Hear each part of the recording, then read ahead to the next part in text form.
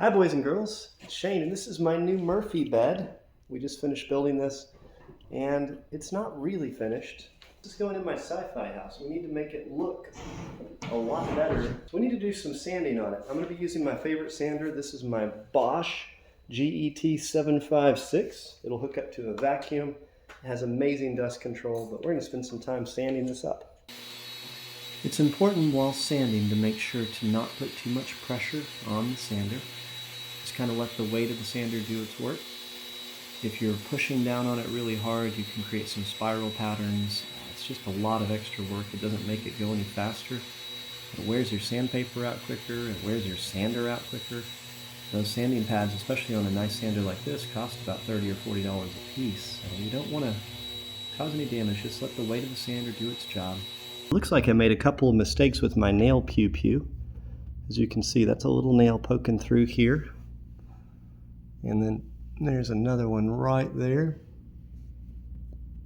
And this kind of separated the wood out. And then we got a bigger one right down here. You see that shiny metal nail?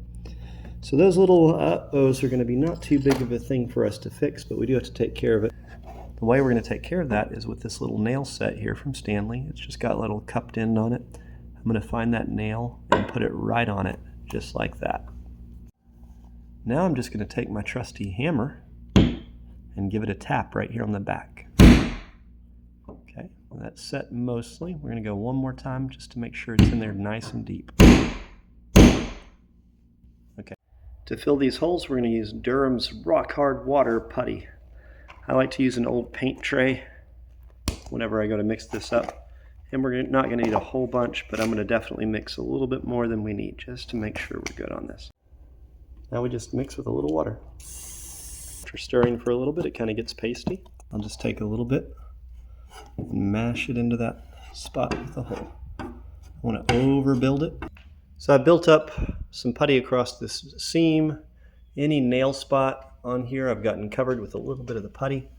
And you can see as it dries, it's going to turn closer to the wood color. Right now it is dark. So we're going to let that set for about 30 minutes or so, see if it's ready to sand.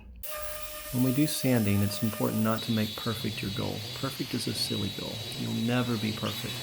You're always going to have some imperfections. That's okay. Just improvement should be a goal. You can always make something better. If you make it better than when you started, you've done something good, you can feel good. Perfect is a fool's goal. Clear out some time and take your time on this. For our painting, we're going to be using Bullseye 123 primer.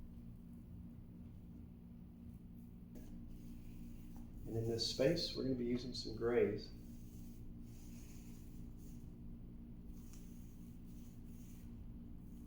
We can always paint it. Perfect is not the goal, remember. Perfect isn't the goal.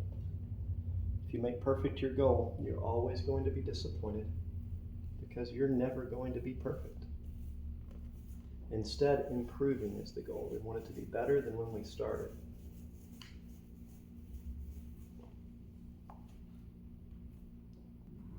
Don't skip the primer step. This primer step is really important to getting a good finish when you're painting. By putting on a good primer layer, sometimes 2 or 3 primer layers, depending on how rough your surface is, your final painting layer is going to be something you're a lot happier with and everybody likes a lot more. So take your time. I'm going to be using Valspar's cabinet and furniture enamel. This color is Granite Fog. It'll be a little bit darker than this as it dries. Kind of looks a little bit white right now. One of the best tips I ever got from a painter, this doesn't affect my roller, but it does affect when I use a brush here in a little bit, is always to wet your brush before you start. I wonder if it would make a difference on a roller. Does anyone know?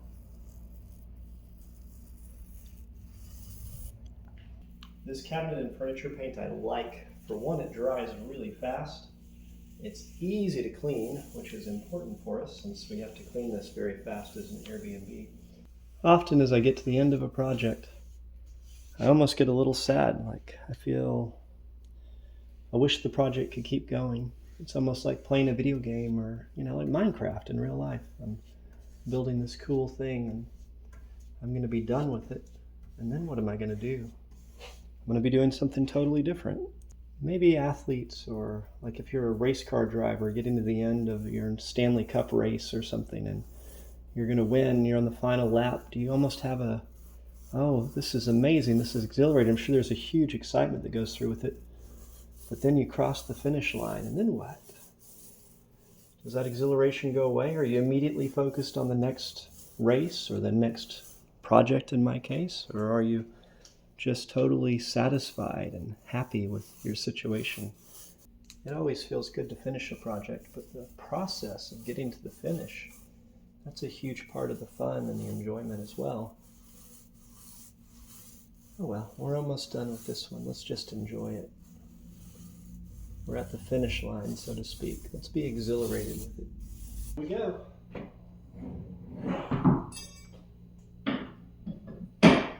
Hold out legs.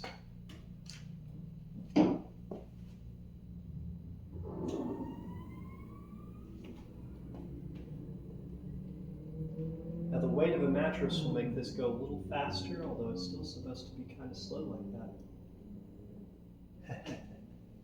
It's my bed. So that's the Murphy bed for the Sci-fi house. And then these just fold back in.